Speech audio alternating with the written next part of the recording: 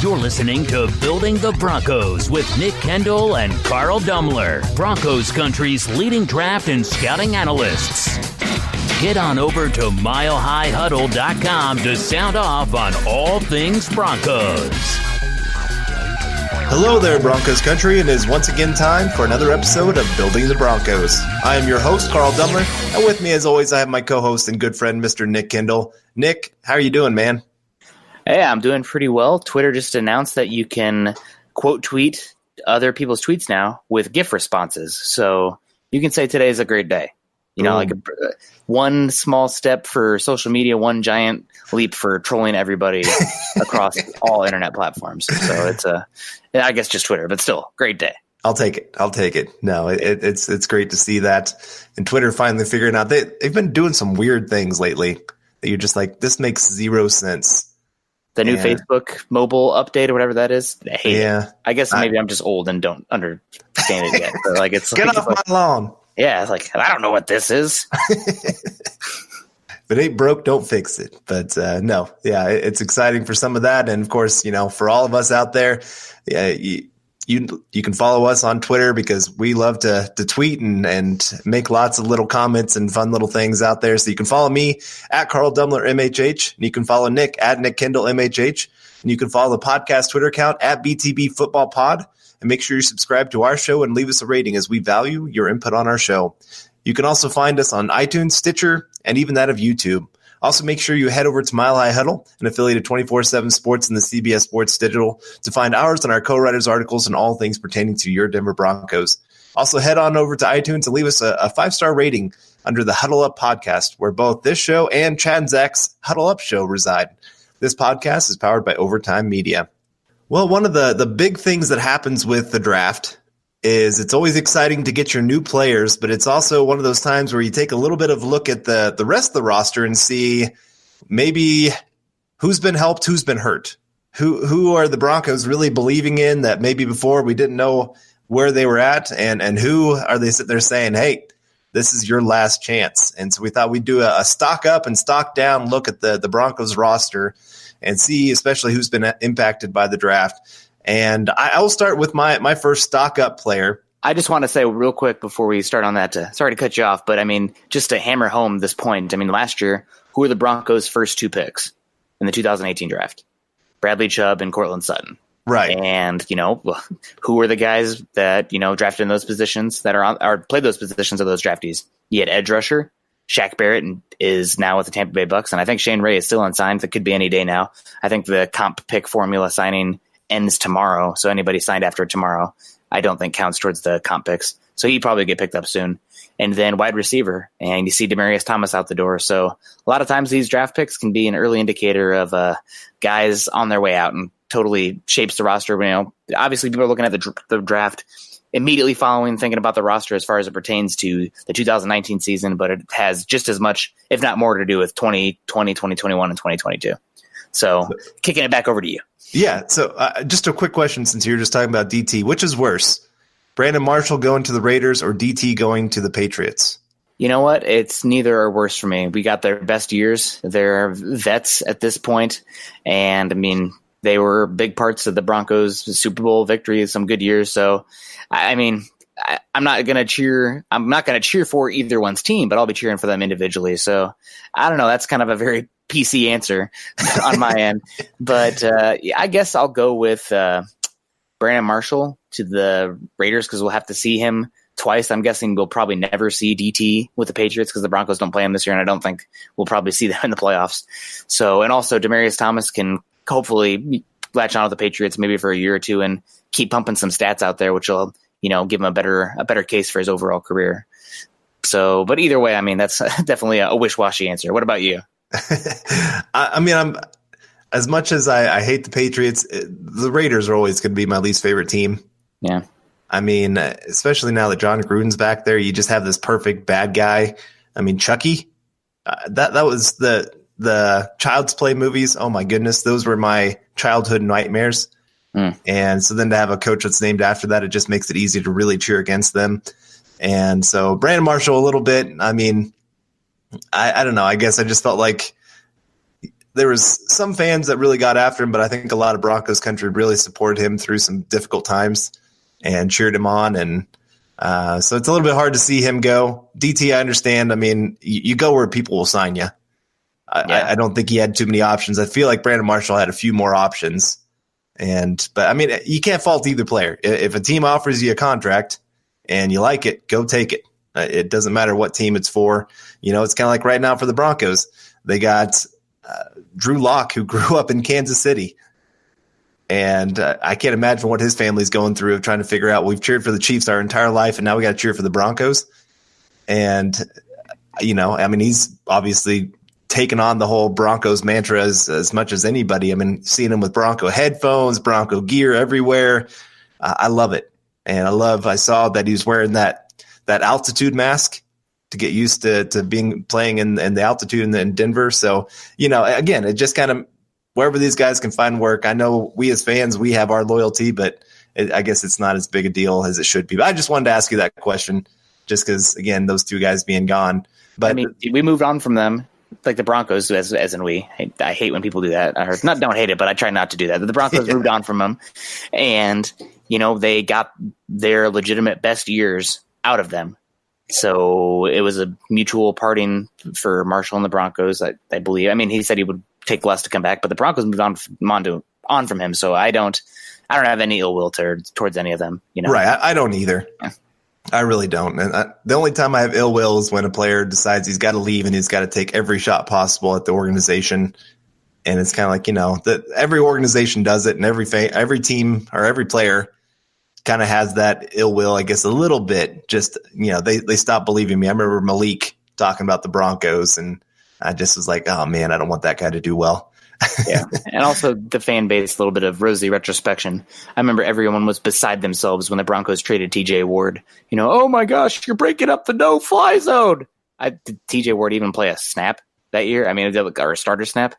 I don't think so. Yeah. Or even like last year with Aqib Talib. He was injured and missed most of the season and wasn't great when he was on the field for the Rams. I get, he's, there's the nostalgia factor, but it's that's the nature of the business. If you that's just, if you're following a team, that's what you sign up for. Right. Exactly. But on to our actual topic for the day, stock up, stock down. My first stock up player, I think there's no player that had a bigger resounding, the Broncos really want to move forward with you, than that of Chris Harris. I mean, we had all the talks coming up to the draft. Of course, he was talking about how he might be sitting out until they give him the long-term contract or trade him, all those kind of things going on. And we've had many of our sources telling us Broncos are really working the phones. And in the end, Chris Harris is still on the team. Broncos didn't even take a cornerback in the draft. And it kind of sounds like now they're working on trying to get that long-term contract. They've upped their dollar amount that they're trying to give them.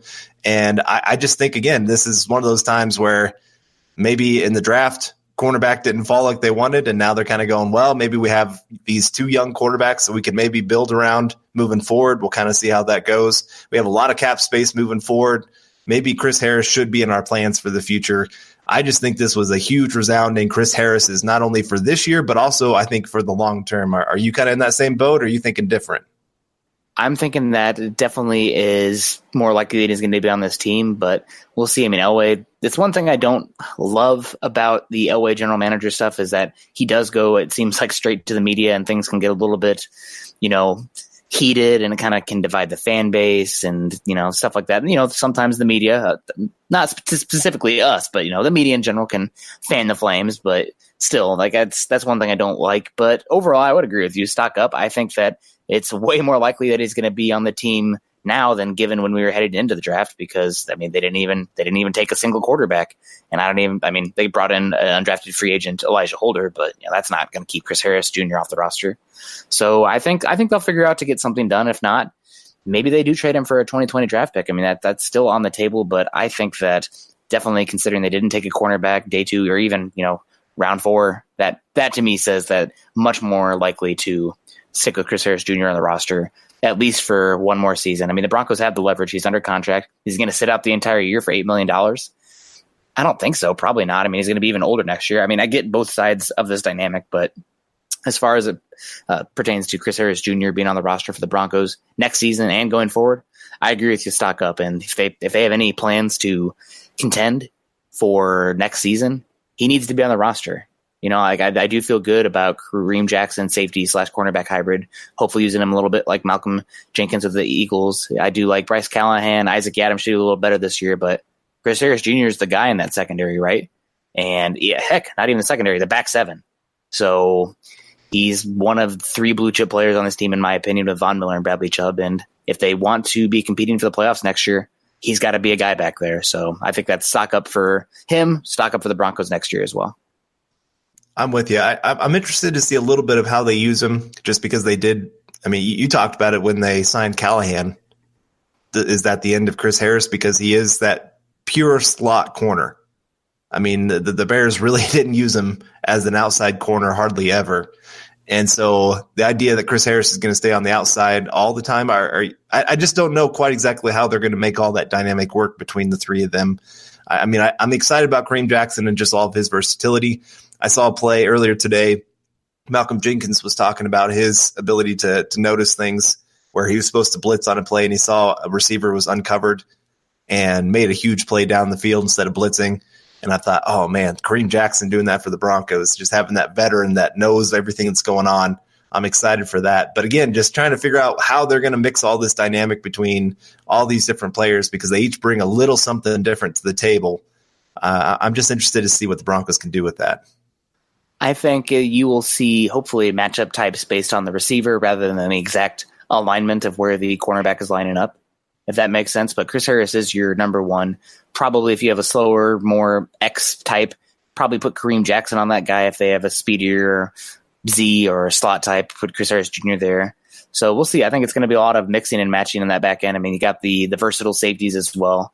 So I'm really liking the versatility of that back end. But I mean, Mr. Versatile himself is Chris Harris Jr. So I think that as far as defined roles for the Chris Harris Jr., not too worried about it. I trust Donatel to put him in a good spot. But I mean, he's cornerback 1. And if they want to compete next year, he's got to keep up his good play. And there's a reason he's been one of the best cornerbacks, slots or outside even recently in the past few years. And hopefully they can come to some understanding where they can sign him for a deal that both parties can agree with, because I think Chris Harris Jr.'s play, it's not as predicated on pure athleticism or speed, but he's very technically savvy and mentally astute in the play. So I don't see him hitting the drop-off point that we saw maybe even with Talib or whatnot. But I mean, 29 right now, going to be 30 next year.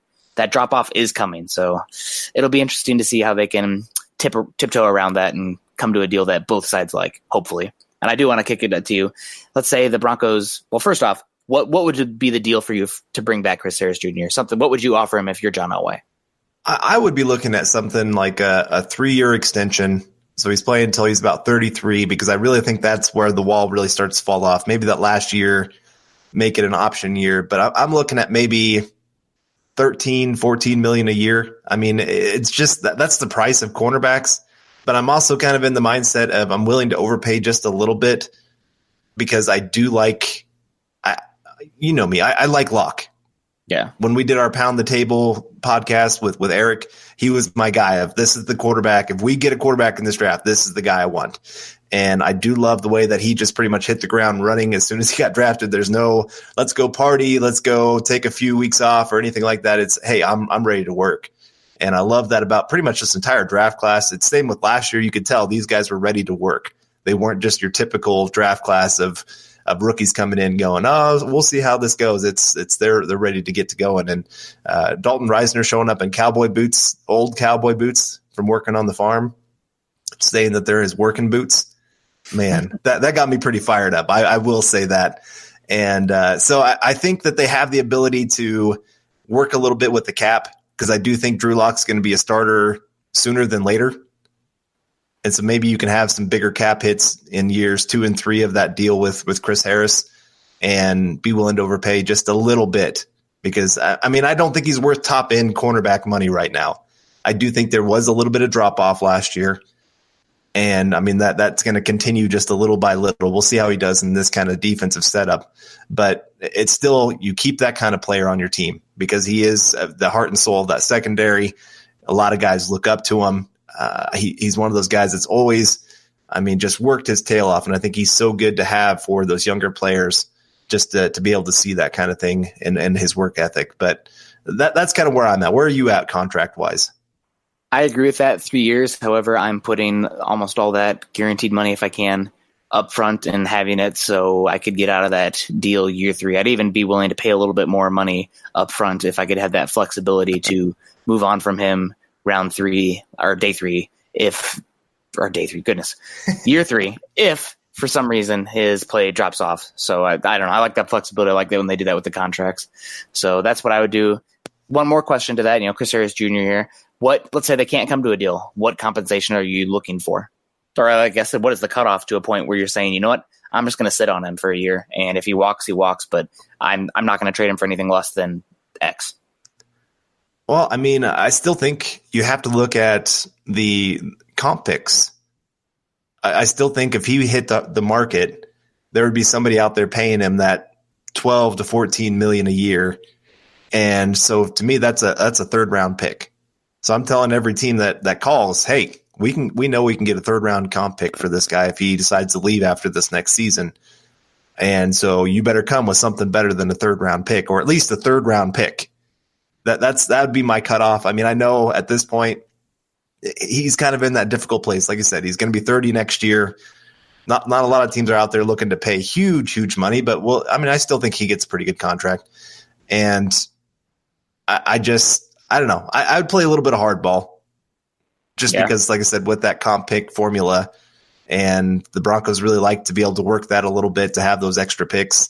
They didn't have any this year, but it looks like next year they might have 2 or 3. And so that's looking pretty good, just to be able to continue to build on this team. And I do think next year's cornerback group is looking pretty darn good for the draft. So again, I'm making some team give me something pretty worthwhile because I feel like I can still get a pretty good replacement next year. That makes sense. Yeah, I agree with you. The third round pick would have to be the floor. I would like a third round pick and a day 3 pick, though, maybe an round 2 pick. But again, that's depends on what teams are willing to offer. But I think you could probably get that for Chris Harris Jr., especially because it's a year off. Teams the value of the pick is never as high as the actual day of the draft.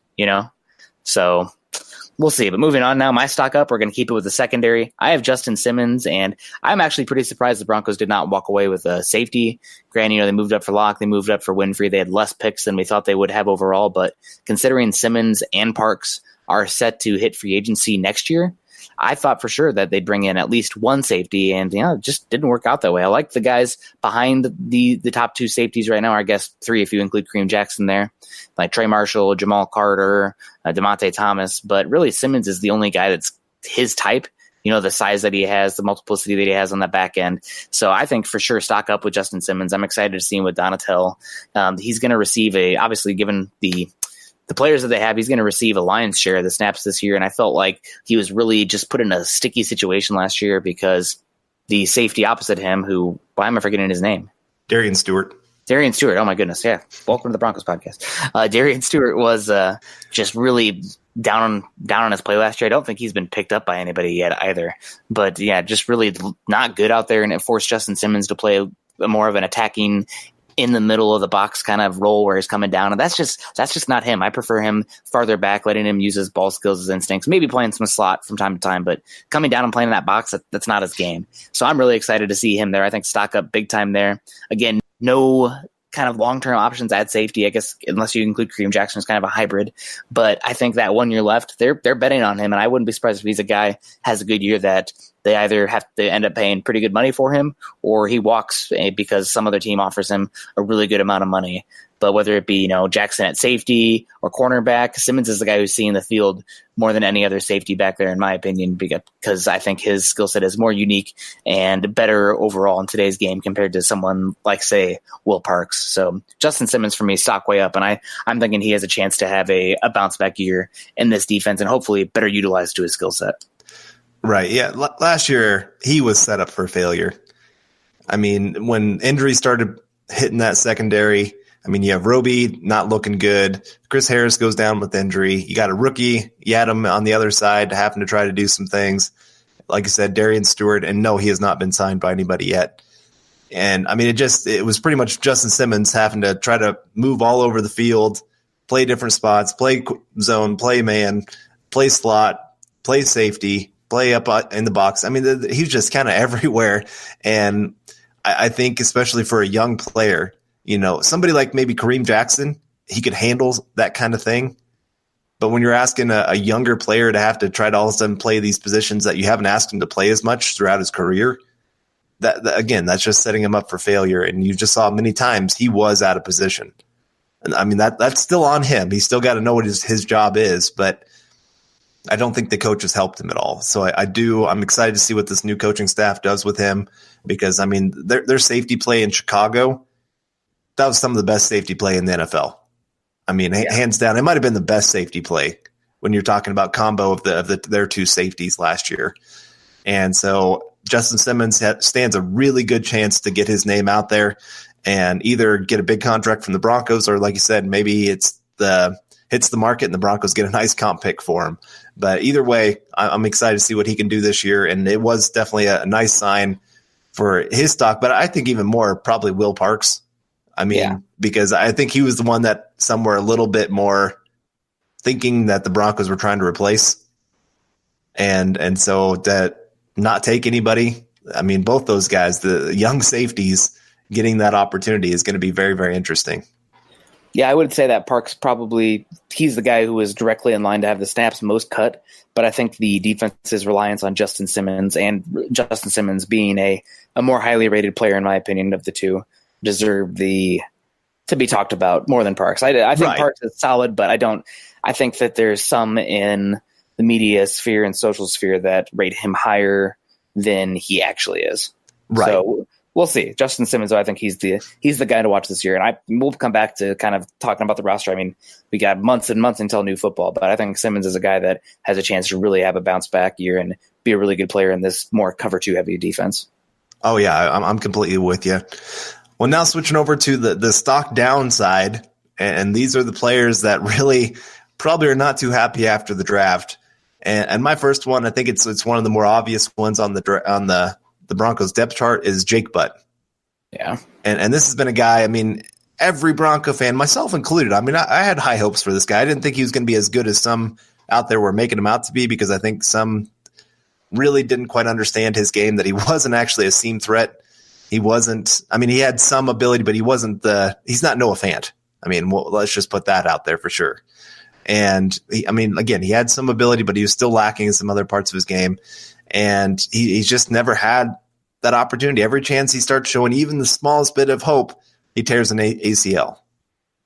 And this was a year where the Broncos, I think, finally just had to say, we can't keep relying on all these injured tight ends. We got to get somebody that can really take advantage of that position, because again, Joe Flacco loves the tight end position. But when you got Hireman, who's always injured, you got Fumagalli, who missed all of last year, Jake Butt again coming off another ACL injury. Is this his third or fourth ACL tear? It's his third. Third, okay. But I mean, still, that's pretty significant. Yes. And there's no way you could trust that to get onto the field. And so I don't blame the Broncos one bit for moving on and saying, I'm sorry, you had your chance last year. You didn't get on the field. We had this opportunity to get this guy that is just an absolute athlete on the field that can really change the dynamic of our offense, and Noah Fant. And so for me, I mean, Jake Butt is very much hurt by that, but I can't, again, blame the Broncos for deciding that he's not really a part of the future. I mean, I do think that he'll make the roster, but I don't think he's going to get a whole lot of snaps other than special teams opportunities. And I was going to ask you, how many tight ends do you think the Broncos keep this year? Because I know, like San Francisco last year, they played a lot more of the 3 wide, 1 tight end kind of sets. Do you see the Broncos being more of that 2 tight end kind of look this year, or do you see them kind of doing the same thing that San Fran did last year? I think that we will see more 2 tight end sets, just because Fant's transitioning to the NFL and shouldn't be relied on as much as that solo blocker in line. And when you have a guy like Fant, you want to get him on the field still. So I do think we're going to see more 2 tight end sets than what we saw with San Francisco last year. And right now, I mean, I feel like 4 tight ends is probably where I would go, but I wouldn't be surprised if maybe they start the season with 3 and place Butt on like the PUP or something like that, where he can come back later. So if the over under was 3.5, I'd have no idea which way to go. I'd probably lean towards 4, but it could go either way. Yeah, I'm with you. I do think they'll probably keep 4 if I would be a betting man right now. Just again, when you have that many injuries to all these different guys, you got to expect that probably somebody's going to go down with injury at some point. And so having all 4 instead of letting one of them get picked up by somebody else. I am interested, though. Who do you think actually wins the number 3 tight end spot, Fumagalli or that of Butt? It totally depends on health. I mean, if Butt is healthy, he's, in my opinion, based on the tape, always been the better tight end. But if he's not healthy, then it's got to go with the healthy guy. So we'll see. I think, but based on talent and what we saw last year from Butt, granted it was 2 weeks. I think it was 2 weeks. Maybe it was 3 before he got injured again. Maybe it was like 2.5. I think he got injured against the Ravens. But if I had to go hopeful, I guess I'd have to lean towards Butt because I think he's just the better player. I mean, I'm not disagreeing with you one bit on that. I would probably put him out first or put him first. But it does say that he will be ready for camp. Good. Well, we will see. That's something where you never know. Yeah, and that's what he said. And, players are always a little more optimistic than what NFL teams really believe of what they can do. But, I mean, like I said, he did show a little bit of promise. And he played 3 games last year, had 8 receptions, 85 yards. I mean, that's nothing to get too excited about, but it was at least something. And he started showing a tight end that could be a receiving option for the Broncos. I can't blame them one bit for moving on right now. I mean, and going and getting a guy like Noah Fant, I mean, he could become one of the best receiving tight ends in all of football. I don't really doubt that. I know we're going to talk about this maybe at some other time, but how much do you think Noah Fant really is an impact player this year for the Broncos? I think he'll be we'll have Scott Docterman on here pretty soon, but I think I'll edit that one so it comes out before this one. But I think he's got a chance to be a pretty big impact player as far as tight end's concerned. Maybe not sample size wise, but his mere presence is going to change how teams have to defend the Broncos. Is going to create space for the players. And I think the biggest thing is the red zone efficiency. I think he's going to have plenty of red zone packages and looks and play designs where he is the primary read. And I think that he's going to really help with that. But I mean, as far as a tight end goes, I mean, how many tight ends in the NFL are actually, the alpha of their entire receiving core and the primary read of the offense? Patriots with Gronk, but he's retired, so not them anymore. The 49ers with Kittle, but granted, that's because their wide receiver core is absolutely trash around him. Yeah. And the Eagles. The Chiefs now, if Hill's not playing. That's true. Yep. So you can swap out the Patriots and swap in the Chiefs, but still, that's not many teams. Right. So I still think he'll have an impact, but I don't think for a rookie tight end, we have historical precedent that's not typically the case. You see guys making a huge impact year one. I will say one thing that stuck out to me. I was reading something about the idea of using Fant a lot like the Giants used Evan Ingram his rookie year. And him having, I think it was 65 receptions his rookie year. And I mean, you even saw the Hawkeyes use him a lot in that slot receiver spot. Yeah. And so I could see that being where he could have that 50 catch kind of season and maybe be that 600 yards maybe area, but that 8 to 10 touchdowns, just because he will have a lot of snaps in the red zone. But like you said, we're going to talk about that in another podcast, where we're going to really dig into Fant, and I'm excited to talk to your boy from Iowa. But before we do that, and before we get to Nick's first stock down, we're going to take a quick break here. This is the Overtime Podcast Network. All right, and welcome back to Building the Broncos with Nick and myself, Carl. And Nick, who's your first stock down player after the draft? Well, for me, it would have to be Ronald Leary. He's a player that we're not exactly sure what his injury status is right now. He's coming off his second year in a row where he did not finish the season, ended up on IR, and the Broncos brought in Dalton Risner, who's absolutely going to be starting somewhere along the offensive line.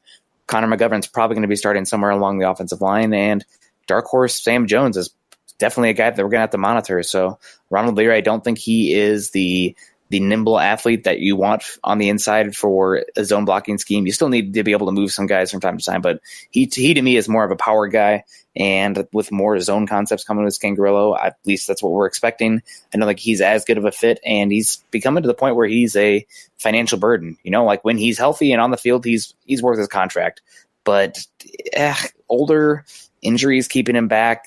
I mean, I don't think he would even be on the Broncos right now, given these issues, if he didn't have the injury clause in there where he was protected. So I think he's definitely a stock down player for me. And I think this is probably his last season in the NFL, maybe not in the NFL, but the last season in the Broncos, but maybe in the NFL as well. These guys, especially on the interior, when their bodies go, they tend to go. I mean, I remember Luis Vasquez was a Pro Bowl guard, and then 2 years later, he's out of the league. So I don't know. I think stock very much down for Ronald Leary, and I think his starting status, if he's healthy, he's going to be playing left guard, but I don't know if he's healthy. And I think that maybe if he's not healthy, potentially Sam Jones or Connor McGovern or maybe Dalton Risner could grab the bull by the horns and take the spot.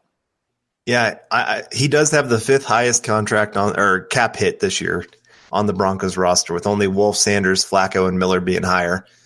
And like you said, that injury clause makes it where cutting him would be over $7 million in dead money.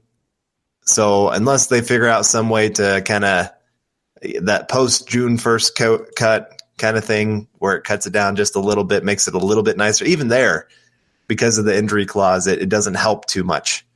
So I do think he's on the roster this year, but yeah, I don't see him after this year. I don't see him making it to that 2020 year in his contract.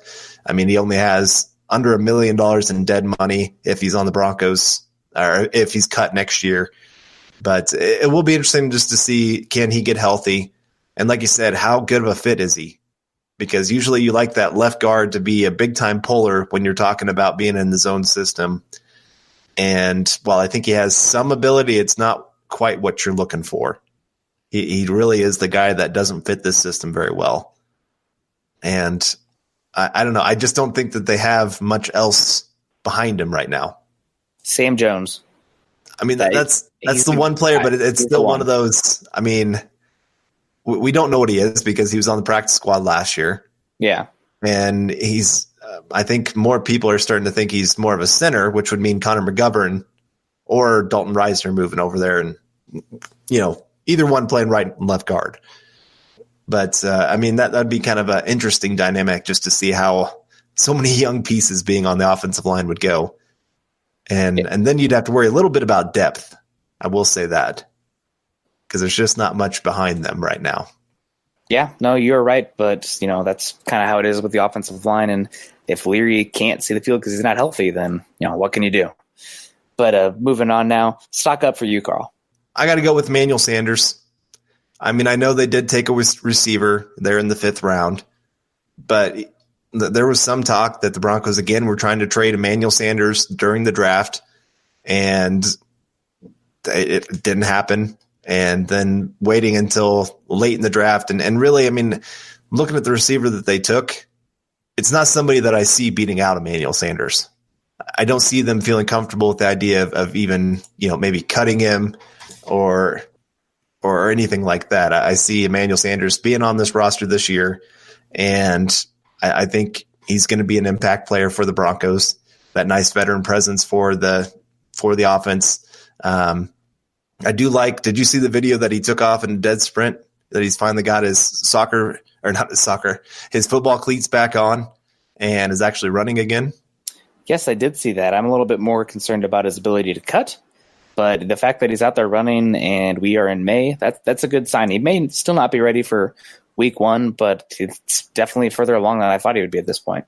Yeah, that's my thought too. Usually, if you're talking about an Achilles injury, you're talking about 11-month recovery. Yeah. Football, it's a little bit different because they have different treatment options. And I mean, they have a lot more focus on recovery, and that's part of their job than say, Joe Schmo like you and me. But I mean, it's still pretty impressive to be out there running like he is. I did look up the quickest recovery that they've seen in football was Terrell Suggs.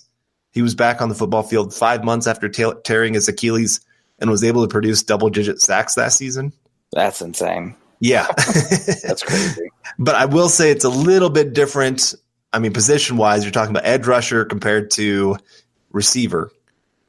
I think Suggs, especially his kind of game where he's relying a little bit more on his power and his hands to disengage, where receiver, you're really cutting off that Achilles a lot. Pretty much every single play, you're making a cut.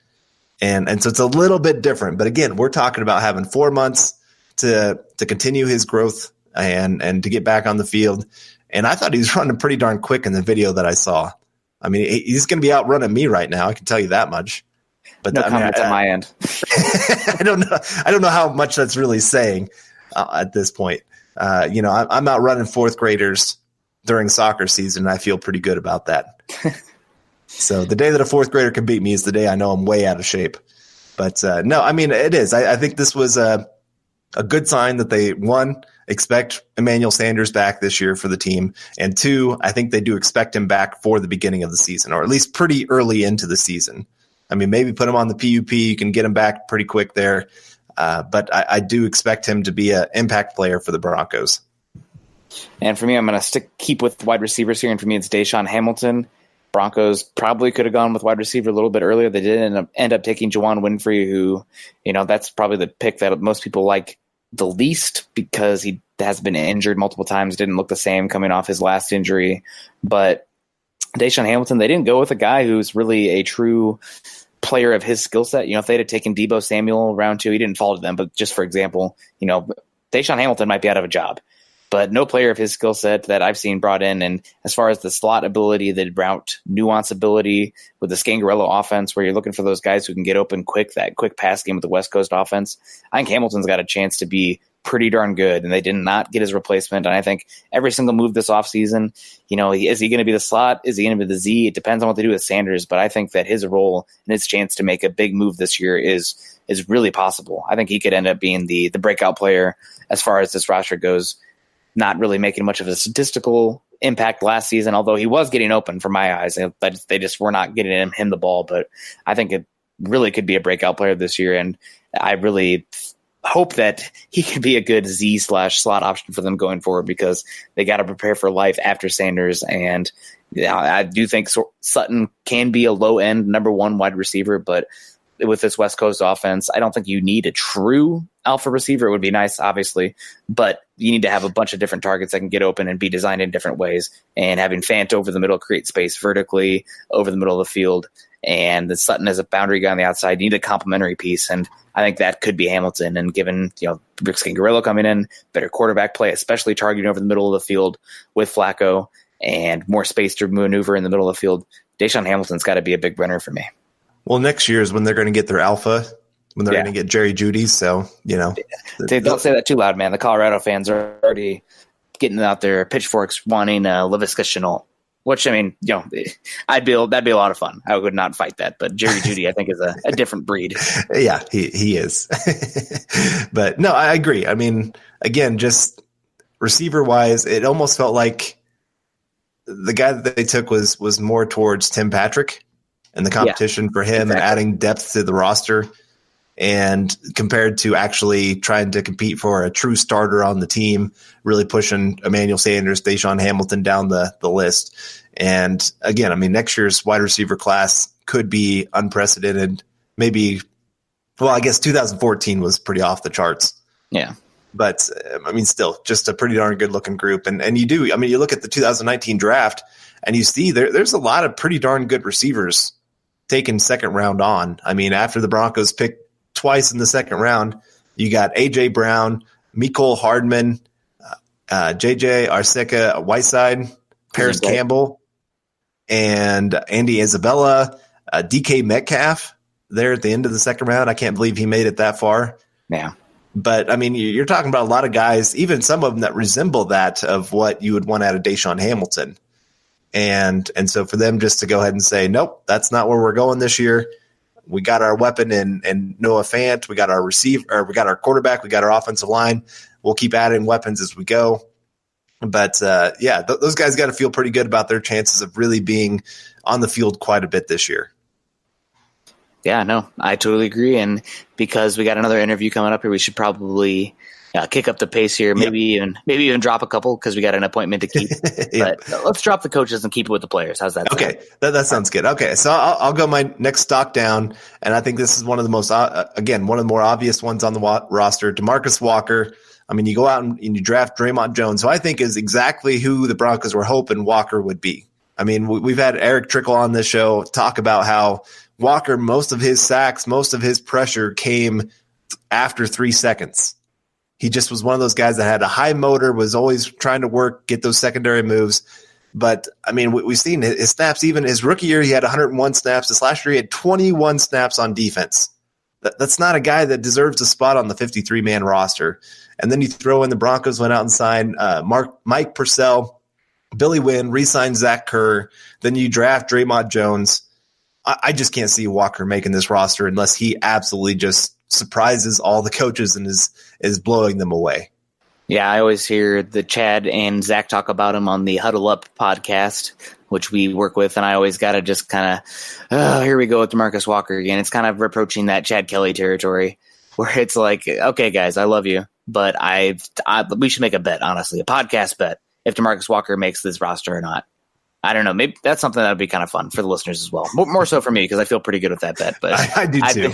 Stick a fork in him, in my opinion. I think he's done. But another guy now, just moving it along, stock down for me has got to be Jeff Holland. And I mean, we're talking about a guy who was on the practice squad last year and brought up late, but still stock down for me. And it's mainly because they brought in a lot of competition for him outside. I mean, I really am excited about Malik Reed as a bendier guy, more tools, more of a true speed rusher, in my opinion, and going to give him everything he can handle. We're not sure exactly what Justin Hollins is going to do, but I think that he's definitely more talented, athletic, longer, versatile than what Jeff Holland is. And then trading for Dakota Watson, who, again, where is he going to play? He's going to be edge. He's going to be off ball, kind of a hybrid kind of thing going there with Hollins. But either way, Jeff Holland, I mean, as excited as I was bringing him in last year as a UDFA, I think he was the SEC sack leader his last season at Auburn. I don't know, man.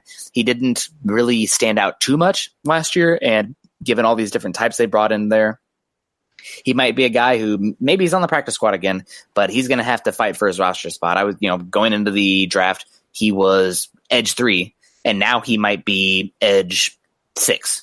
So we'll see with him, but I definitely think stock down for Jeff Holland. He's going to have to fight for his roster spot because they brought in a lot of talent, not like high-end talent, so to speak, but like talent in his tier level that's going to make him have to earn his roster spot this year.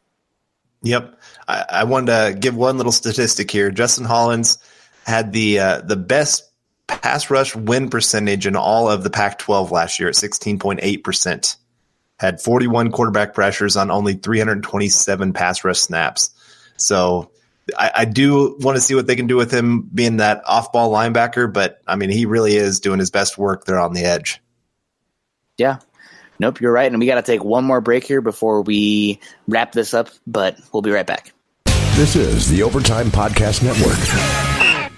All righty, and we're back to talk stock up and stock down on building the Broncos following the draft. And just a quick shout out, Carl, I'll give it to you. We both have a coach with a stock up. Who was your coach? Mike Munchak. I mean, you had a second-round pick in Dalton Risner. You signed Juwan James to a huge contract. I think he's got to be pretty happy with how the team committed to really helping him as much as possible, knowing this guy's going to bring a lot to this roster. I mean, it's stock up just adding him to the roster, to the coaching staff. But then you add these guys to help him out and to let him go out there and coach him. I'm excited to see that combination. And for me, I mean, I don't know if anybody's stock is up higher than Rich Scangarello. I mean, they got a quarterback who theoretically fits their offense. They got a move tight end, which apparently he was just, clapping, dancing in the background when they were able to get Fanta at 20, and he's going to be huge for the offense. And they got Dalton Risner, who helped solidify that interior of the offensive line. So Scangarello, I mean, they're putting a lot of hope on this young coach. And, if he does great, he might be gone in 2 years. Honestly, that's best case scenario. Maybe the Broncos will do something like the Tampa Bay Buccaneers did with I can't remember who they had. They had a defensive coach and they had an offensive coordinator they loved, and they fired the head coach or moved on from him. So that way they wouldn't lose the offensive coordinator. It didn't work out for them in the end, but that's something that's could be possible. But Rich Scangarello, for me, very much stock up. They did a lot to empower him with this draft, and I'm excited to see what this offense should look like this year. Probably one of the best ones in a long time.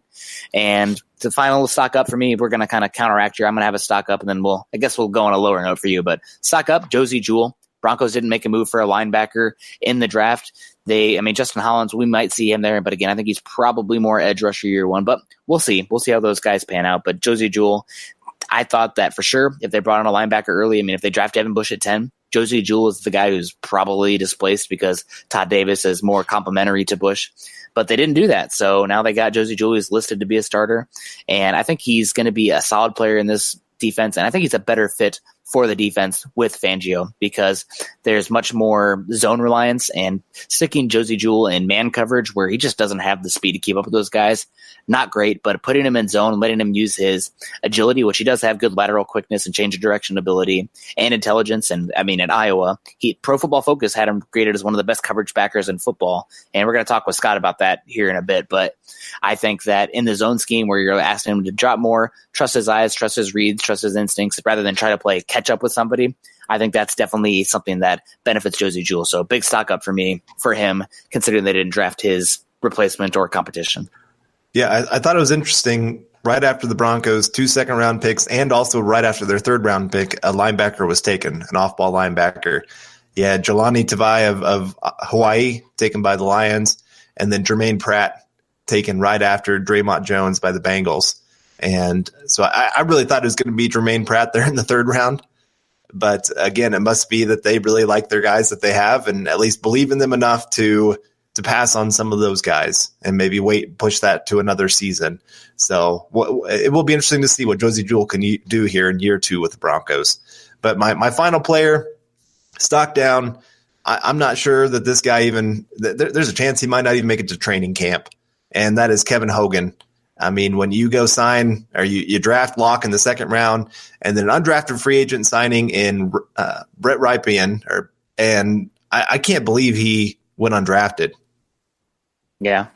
You're talking about quarterbacks. Sometimes it seems like after that third round, teams are just like, we'll just put it off. It's not worth wasting a draft pick on a guy. But again, this is a guy that was getting some decent hype as maybe a third through fifth round kind of guy and fell in the draft, and Broncos paid him a huge contract. Considering for an undrafted player, I guess I should say, that really makes me think they believe a lot in this kid. And if he does really good at this rookie camp that's supposed to be going on this week, right? Yes. Yep. Then it wouldn't shock me if they just decide, let's just go into the training camp with 3 quarterbacks. And because I can't really see anybody going out there and really signing Kevin Hogan. So even if, say, one of them gets injured, I think you're still going to be able to bring Kevin Hogan back eventually. But I don't know. How do you feel about having 2 rookie quarterbacks be backups to the starter going into the season? Yeah, I agree with you. Kevin Hogan probably out of a job. We knew Garrett Grayson would be done as soon as they drafted Locke, but with Rypien being on the roster now and considering how much the Broncos paid to bring him in, it's probably goodbye to Kevin Hogan, which I'm sorry to the 3 Kevin Hogan truthers that we like to reference on here out there on my articles. You guys will be sad, but hey, maybe the XFL will be looking for somebody. And Canada here is pretty nice this time of year. All right, well, that's going to wrap up today's episode of Building the Broncos, powered by Overtime Media. You can find Carl on Twitter at Carl Dumler MHH and myself at Kendell MHH. Also, make sure you head on over to Mile High Huddle, an affiliate of 24/7 Sports and CBS Sports Digital, to find more content covering the Denver Broncos. Head on over to iTunes and leave us a 5-star rating and a comment, as your support can help us continue to bring you our Denver Bronco deep dives. You can follow the Building the Broncos podcast and all our other great audio content by subscribing to the Huddle Up podcast wherever you listen to your shows. You can follow us on Twitter at Mile High Huddle and at BTB Football Pod. For Carl, I'm Nick, wrapping up another episode of the Building the Broncos podcast. We hope you enjoyed it, and we will see you soon. Go Broncos. You've been listening to Building the Broncos. Join Broncos Country's deep divers at milehighhuddle.com to keep the conversation going.